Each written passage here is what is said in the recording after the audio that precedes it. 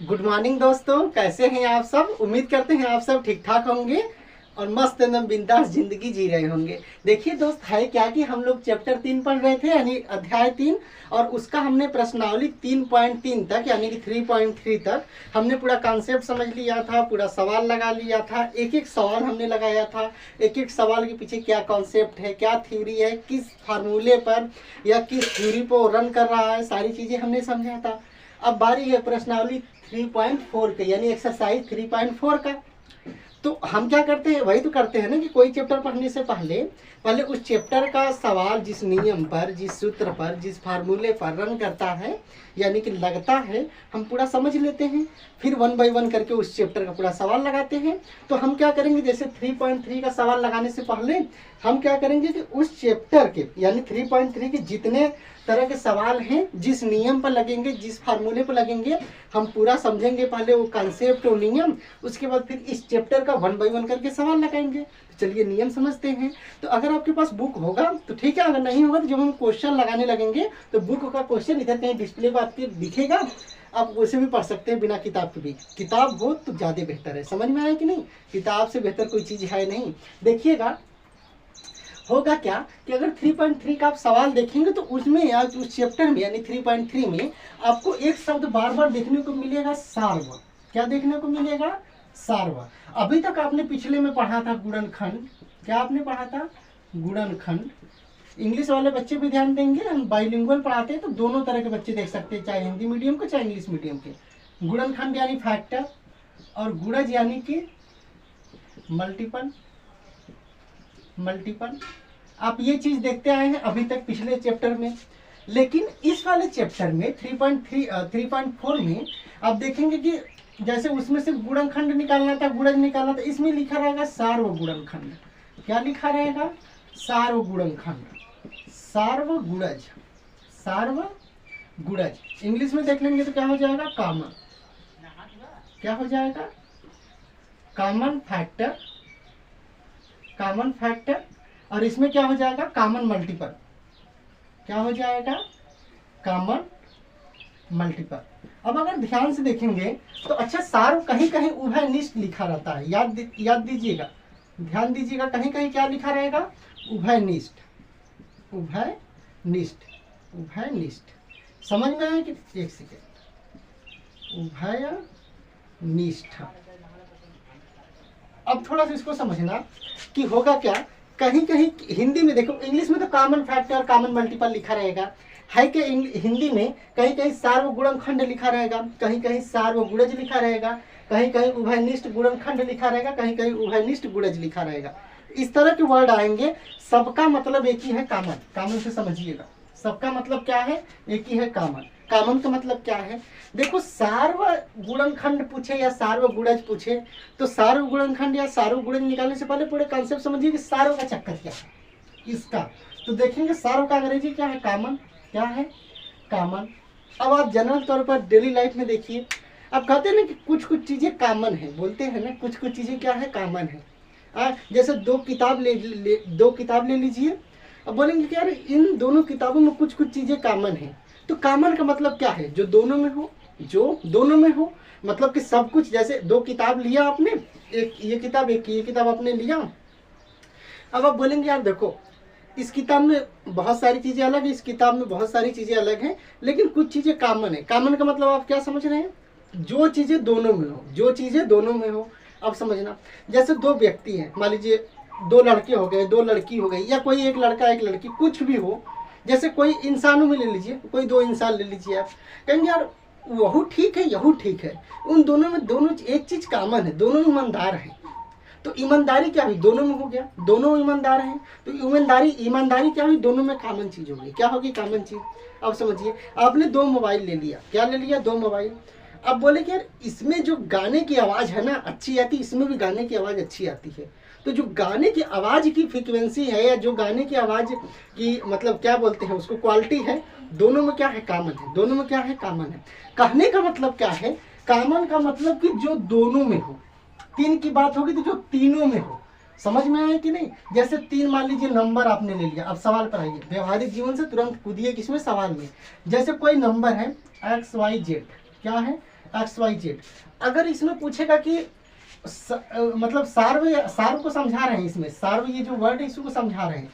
जैसे इन तीनों में मान लीजिए कुछ ऐसा संख्या आ गया, मान लीजिए तीनों में दो है, तीनों में दो है, इन तीनों में क्या है, तीनों संख्या में चाहे गुणा के रूप में चाहे जोड़ के रूप में चाहे जैसे भी, मान लीजिए यक्स है वाई है जेड है, इन तीनों में कुछ दो है, सब में क्या है, दो है। तो आप कहोगे कि यक्स वाई जेड में दो क्या है, कॉमन है, दो क्या है, कॉमन है। कॉमन का मतलब कि जो सब में हो, जो क्या हो, सब में हो। अगर जैसे अब कहाँ अगर गुणनखंड या सवाल की बात करेंगे, गुणनखंड या सवाल की बात करेंगे, यानी कि मल्टीपल की बात करेंगे या फैक्टर की बात करेंगे, जिसकी भी, यानी गुणज या गुणनखंड जो भी, तो हम क्या करेंगे कि जो सब में हो वो कॉमन होता है, उसी कॉमन को ही आप सार्व कहते हैं या तो उभयनिष्ठ कहते हैं। तो आप समझिए ना कि जो दोनों में हो क्या होगा, कॉमन, जो दोनों में हो क्या होगा, कॉमन। कॉमन का मतलब या सार्व का मतलब या उभयनिष्ठ का मतलब, तीनों का मतलब एक ही है, चाहे सार्व ले लीजिए, चाहे उभयनिष्ठ ले लीजिए, चाहे सार्व चाहे कॉमन, सबका मतलब एक ही है। जो दोनों में हो वो सार्व होगा, वो उभयनिष्ठ होगा, वो क्या होगा, कॉमन होगा। क्या होगा, कॉमन होगा। जैसे समझिए, जैसे दो गोला है, मान लीजिए कि ये क्या है, एक ये गोला है, इसी की चिपक के ये गोला ये बना, तो एक गोला तो ये है यक्स, एक गोला ये है वाई है। अब समझिए, लेकिन इन दोनों गोला में देखिएगा, इसका कुछ हिस्सा इसमें है, इसका कुछ हिस्सा इसमें है, ये वाला जो एरिया है यही क्या है, कॉमन है, यही क्या है, कॉमन है, यानी यही उभयनिष्ठ है, यही दोनों में है, ये दोनों में है। समझ में आया कि नहीं। तो उभयनिष्ठ का मतलब या सार्व का मतलब या कॉमन का मतलब अभी तक आप समझे, जो सब में हो वही कॉमन है, जो सब में हो वही क्या हो, कॉमन है।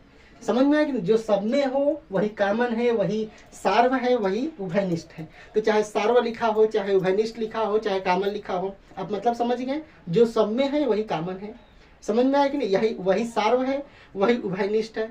अब समझिएगा कि क्या पूछा है, सार्व गुणनखंड। अब सार्व गुणनखंड पर आते हैं, यानी कॉमन फैक्टर पर आते हैं।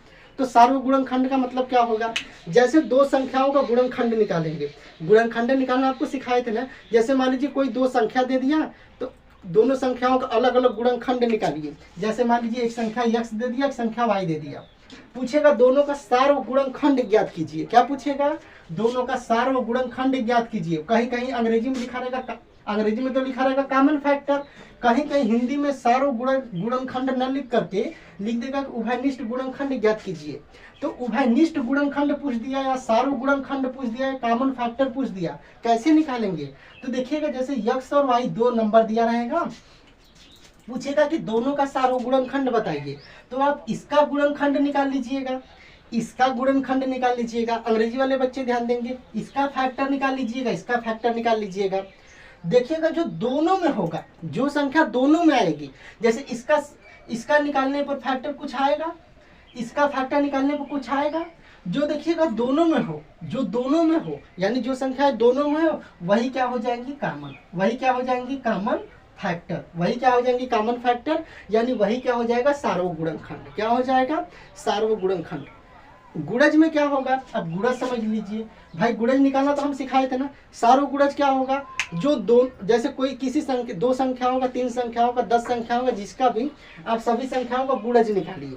जैसे कह देगा कि दो संख्या है x और y, और इन दोनों का सार्व गुणज बताइए। तो सार्व गुणज का मतलब कहीं कहीं सार्व गुणज लिखा रहेगा, या उभयनिष्ठ गुणज या कॉमन मल्टीपल। तो कैसे निकालेंगे, इसका गुणज निकाल लीजिए, इसका गुणज निकाल लीजिए, और देखिए दोनों में जो होगा, जो दोनों में कॉमन होगा, मतलब जो दोनों में मौजूद होगा, जो दोनों में कॉमन होगा, वही उसका सार्व गुणज हो जाएगा। क्या हो जाएगा, सार्व गुणज। एग्जाम्पल के थ्रू समझते हैं ताकि चीजें ज्यादा बेहतर हो जाए। और एग्जाम्पल में सबसे बेस्ट ऑप्शन है कि आपका सवाल ही ले लें, तो सवाल भी हल होता रहेगा, आप समझ भी जाएंगे। ठीक है, तो समझ गया ना, सार्व का मतलब जो दोनों में हो, सार्व गुणनखंड का मतलब कि दो संख्याओं को गुणनखंड निकालेंगे, जो गुणनखंड दोनों में कॉमन होगा वही सार्व गुणनखंड होगा। और उभयनिष्ठ या सार्व गुणज का मतलब कि जो दोनों गुणजों में, गुणज दोनों, दो संख्या दिया रहेगा, तीन संख्या जो भी दिया रहेगा, सभी का गुणज निकालिए। जो देखिएगा सभी गुणजों में यानी सभी मल्टीपल्स में जो कॉमन होगा नंबर, वो क्या होगा, सार्व गुणज होगा। या तो कॉमन मल्टीपल कह लीजिए या तो उभयनिष्ठ गुणज कह लीजिए, बात एक ही है। कैसे होगा, एक बाई मतलब 1 बाई 1 करके सवाल देखते हैं आपके चैप्टर का, उसमें आप एग्जाम्पल के थ्रू चीज भी समझ में आ जाएगी और सवाल भी हल हो जाएंगे। ठीक है, तो आपके पास अगर किताब है तो कक्षा 6 NCERT का आप चैप्टर 3 एक्सरसाइज 4 खोल लीजिए, अगर नहीं है तो कोई दिक्कत नहीं, 3.4 के जितने सवाल हैं आपके डिस्प्ले पे इधर कहीं शो हो रहा होगा, कहीं दिख रहा होगा, आप उसके थ्रू भी देख सकते हैं। ठीक है, तो चलिए एक एक सवाल लगाते हैं। तो पहला सवाल देखिएगा आपके बुक में होगा। ठीक है, देखते हैं 1 बाय 1 सवाल देखना।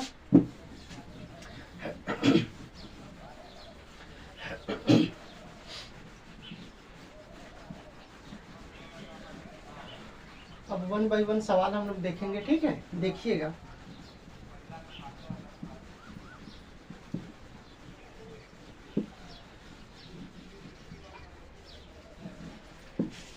देखना दोस्त कैसे होगा। ठीक है, आपके डिस्प्ले पे क्वेश्चन जाएगा ना, शो हो रहा होगा इधर कहीं, देखते रहिएगा। ठीक है, हमारे पास फिलहाल में बुक तो नहीं है, मोबाइल में ही ऐप डाउनलोड किए हैं, उसी में सवाल देख लेते हैं। ठीक है, देखिएगा क्या है। क्वेश्चन नंबर 3.4 मतलब एक्सरसाइज 3.4 का क्वेश्चन नंबर पहला है। क्वेश्चन नंबर पहला है, दिया है कि निम्न के सार्वगुणनखंड ज्ञात कीजिए। क्या दिया है? निम्न के सार्वगुणनखंड ज्ञात कीजिए। ए दिया है, ए में दिया है 20 और 28, 20 और 28। बी में दिया है 15 और 25, 15 और 25। सी में दिया है, क्या दिया है सी में? 35 और 50, 35 और 50 ये दिया है। उसके बाद क्या दिया है? डी दिया है। डी में क्या दिया है? डी में देखिए दिया है 56 और 120, 56 और 120। ये सवाल इधर कहीं आपको शो हो रहा होगा, दिख रहा होगा डिस्प्ले पर। ठीक है, देखिएगा। सार्वगुणनखंड का मतलब हम क्या बताए हैं? सार्वगुणनखंड पूछा है, और सार्वगुणनखंड का मतलब हम क्या बताए हैं कि जो दोनों में कॉमन हो, यानी जो दोनों में मौजूद हो, जो दोनों में उपलब्ध मतलब उपस्थित हो, वो क्या होगा? कॉमन गुणनखंड या कॉमन गुणनखंड, अरे यार कॉमन फैक्टर, या तो क्या बोलेंगे उसको, सार्वगुणनखंड, या तो उभयनिष्ठ गुणनखंड। अब देखिएगा कैसे होगा। जैसे पूछा है कि 20 और 28, पहला देखिएगा क्वेश्चन नंबर पहला का ए, 20 और 28 का पूछा है सार्वगुणनखंड। क्या निकालना है हमें? सार्वगुणनखंड। इंग्लिश वाले बच्चे देंगे इसको क्या कहेंगे? कॉमन फैक्टर निकालना है हमें। क्या निकालना है? Common factor. अब देखिएगा क्या करेंगे भाई, हम कैसे बताए थे कि अगर 2 संख्या दिया है, 3 संख्या दिया है, 4 संख्या, जितनी भी संख्याएं दी होंगी, इसका हमें सार्वगुणनखंड निकालना है दोस्त ना, सार्वगुणनखंड। तो इसका भी गुणनखंड आप निकालिए, इसका भी गुणनखंड निकालिए। देखिए जो जो संख्या दोनों में होगा वही क्या हो जाएगा? सार्वगुणनखंड। वही क्या हो जाएगा? सार्वगुणनखंड। तो क्या करेंगे हम, इसका 20 और 28 का सार्वगुणनखंड ज्ञात करने के लिए पहले 20 का गुणनखंड निकालेंगे। क्या निकालेंगे? 20 का गुणनखंड। और 20 का गुणनखंड निकालना ऐसे सिखाए थे ना कि 20 का निकालना अगर गुणनखंड है, 1 गुणित्ते 20 पहले करेंगे 20 होगा, फिर 2 से ट्राई करेंगे, 2 गुणित्ते 10 बराबर 20 होगा, फिर 3 से तो होगा नहीं, 4 से ट्राई करेंगे, 4 गुणित्ते 5 बराबर 20 होगा, फिर क्या हो जाएगा? 10 होगा, 10 गुणित्ते 2 बराबर 20 हो जाएगा, और इसका गुणनखंड हो जाएगा 1 2 4 5 10, और क्या हो जाएगा? 1 2 4 5 10 और 20, ये हो जाएंगे 20 के गुणनखंड। ऐसे निकालना सिखाए थे ना, ऐसे गुणनखंड निकालना सिखाए थे ना, तो आपको आया ही होगा, और नहीं आया तो बताइएगा, फिर से बता देंगे। तो गुणनखंड निकालना तो सिखा ही चुके हैं। तो देखिएगा इसमें इसका गुणनखंड क्या होगा? 1 होगा, 2 होगा, 4 होगा, 5 होगा, और क्या होगा? 5 के बाद क्या होगा? 10 होगा, और क्या हो जाएगा? 20 होगा। ऐसे ही तो निकालेंगे, यही तो गुणनखंड इसके थे। अब समझिएगा इसके गुणनखंड क्या क्या होंगे? 28 के। इसके गुणनखंड देखिए क्या क्या होंगे, तो देखिए इसके गुणनखंड क्या होंगे? 1 होगा, 1 तो सबका होता है, 2 होगा, उसके बाद क्या होगा? 7 होगा, 4 भी होगा, 4 होगा, फिर क्या हो जाएगा? 7 होगा, और कुछ होगा? 14 होगा, 14 हो जाएगा, और कुछ होगा? और एक संख्या जो जो मतलब रहता है, क्या बोलते हैं इसको, जो जिस संख्या का गुणनखंड निकालते हैं वो भी संख्या खुद में ही रहता है, तो ये 28, ये इसका हो जाएगा गुणनखंड। अब देखिएगा हमने क्या किया, सार्वगुणनखंड निकालना था, किसका किसका सार्वगुणनखंड? 20 का और 28 का। तो हमने 20 का गुणनखंड कर लिया, 28 का गुणनखंड कर लिया। अब हम क्या करेंगे देखिएगा, जो दोनों में कॉमन हो वही सार्वगुणनखंड हो जाएगा। तो लिखेंगे सार्वगुणनखंड। क्या लिखेंगे? सार्वगुणनखंड। कौन कौन होगा? देखिए दोनों में 1 कॉमन है, दोनों में 2 कॉमन है, दोनों में 4 है और कुछ बचा है और तो कुछ नहीं है, तो इसके सारे गुणनखंड होंगे 1 2 4। ये 1 2 4 क्या हो जाएगा आंसर, 1 2 4 क्या हो जाएगा आंसर। समझ में आया कि नहीं? इसका भी गुणनखंड निकालिए, इसका भी गुणनखंड, और जो दोनों में कॉमन है यानी जो दोनों में मौजूद है उसको मतलब घेर लीजिए या देख लीजिए कौन कौन दोनों में है। जो जो दोनों में होगा वही सारो गुणनखंड होगा, वही क्या हो जाएगा इसका सारो गुणनखंड यानी कि कॉमन फैक्टर। समझ में आया ना? अब इसका स्क्रीनशॉट ले लीजिए, फिर आगे चलते हैं हम लोग।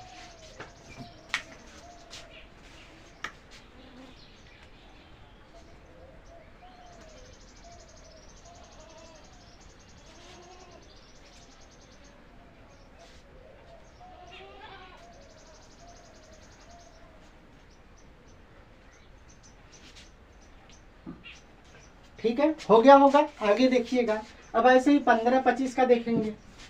15 का देख लीजिएगा, ऐसे ही किसका देखेंगे अब हम 15 और 25 का।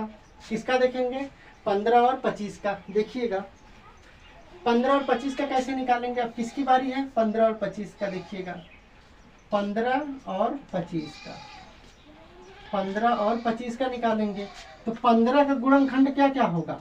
15 का गुणनखंड निकालना बताए थे ना, ऐसे 1 गुणित 15 बराबर 15 हो जाएगा। फिर 2 से नहीं जाएगा 3 से जाएगा, 3 5 15 हो जाएगा।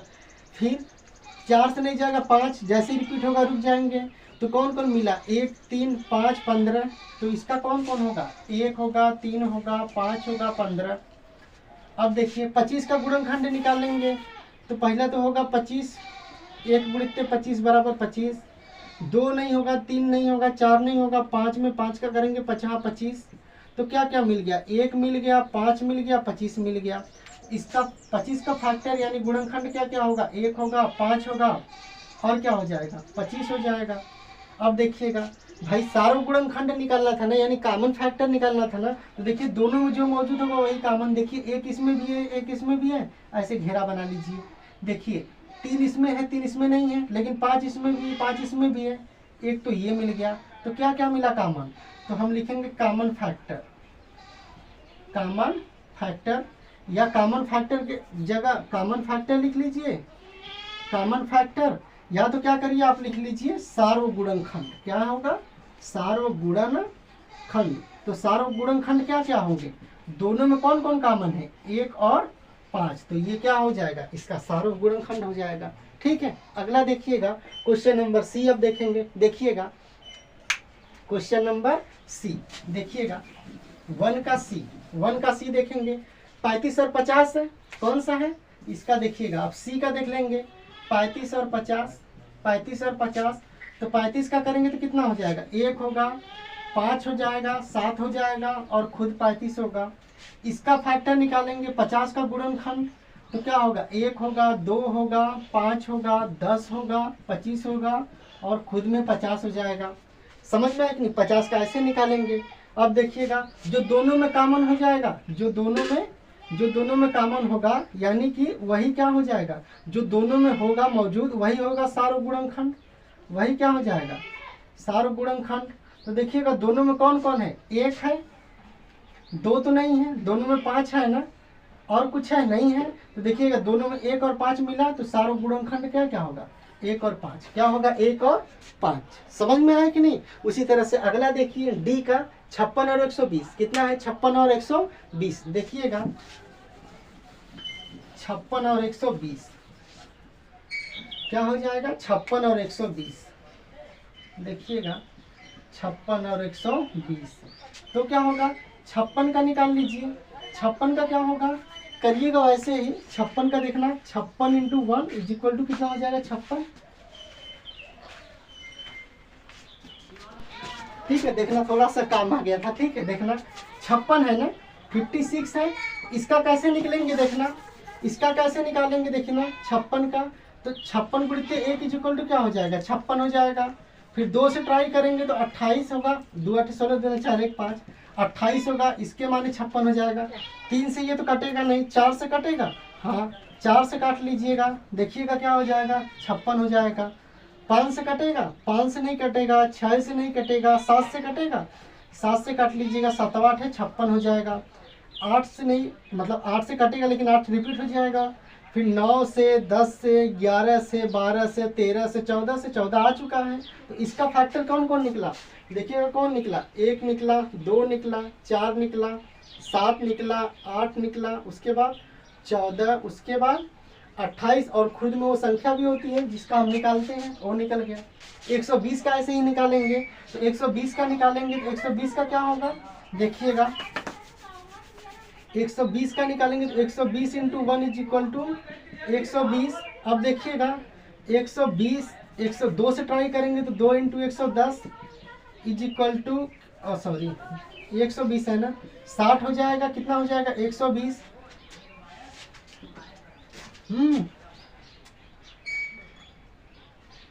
ठीक है, देखिएगा फिर क्या हो जाएगा, 3 से करेंगे 40, 120, फिर 4 से ले लेंगे 30, 120, उसके बाद 5 से कटेगा, 5 से कितने बार में कटेगा जी, 5 दूना 10, 5 चौका 20 इज इक्वल टू क्या हो जाएगा 120। 6 से होगा, 6 से होगा, 6 से काटेंगे तो देखिएगा क्या हो जाएगा 20 बार में 120। फिर 7 से होगा, नहीं होगा, 8 से होगा, 8 एक कम 8, 8 से होगा, देखिएगा 8 इंटू 8 एक कम 8, 8 5 40, 120।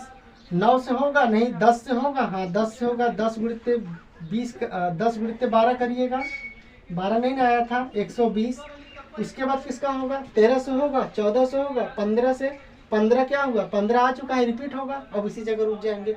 अच्छा, आप सोच रहे होंगे ना कि अपने ही पढ़ रहे हैं, अपने ही पढ़ा रहे हैं, कुछ ये नहीं समझ में आ रहा है, ये बहुत पहले ही बता चुके हैं, समझ में आया कि नहीं। गुणनखंड निकालते समय ये पूरा समझाए थे कि निकाला कैसे जाता है फटाफट, तो इस वीडियो में बता गए तो टाइम बर्बाद करेंगे नहीं आप लोग का, ठीक है। तो अगर नहीं आएगा तो गुणनखंड वाला चैप्टर देख लीजिए, कैसे निकाला जाएगा फटाफट पूरा समझा चुके हैं, इसलिए यहाँ पर निकाल रहे हैं, ठीक है। देखिएगा तो 120 का कौन कौन फैक्टर मिला, 120 का कौन कौन फैक्टर मिला, क्योंकि गुणनखंड सिखा चुके हैं और वही निकालना था, तो हम तो डायरेक्ट लिख देते, लेकिन यहाँ पर निकाल के दिखा दिए कि कम से कम आपको ये याद आ जाए कि हाँ पिछला पढ़ा चुके हैं ये सारी चीज़ें, ठीक है। कौन कौन निकला देखिएगा, पहला निकला 1 2 3 4 5 6, फिर 7 नहीं था, 8 था, उसके बाद क्या निकला है, 8 के बाद देखिएगा कौन सा निकला है जी, उसके बाद 15, उसके बाद क्या निकला है, 15 निकला है, 12 निकला है, फिर कौन कौन निकला है, 15 12 और कौन कौन बचा था, इधर पूरा लिख लीजिए, 20 24, उसके बाद क्या था 30 40 60 120, इतना था ना, कोई छूटा तो नहीं है ना, देख लेना, इसी में से देख लेना कौन कौन है, ठीक है।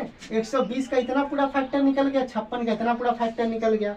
हमें क्या निकलना है, सार गुणनखंड यानी कॉमन फैक्टर जो है, तो देखिए दोनों में 1 है, ठीक है, दोनों में 2 है, ठीक है, दोनों में 4 है, ठीक है, 3 है दोनों में, हाँ 3 इसमें है कहीं, इसमें 3 नहीं है, 3 नहीं होगा, 4 देखिए कहीं है, 4 तो 4 कॉमन हो गया, 7 8 कहीं है, और तो कुछ कॉमन दिख नहीं रहा है कि दिख रहा है, कहीं देखिए दिख रहा है कुछ कॉमन, अगर जो कॉमन होगा हमको लेना पड़ेगा, मतलब जो दोनों मौजूद है उसको लेना पड़ेगा।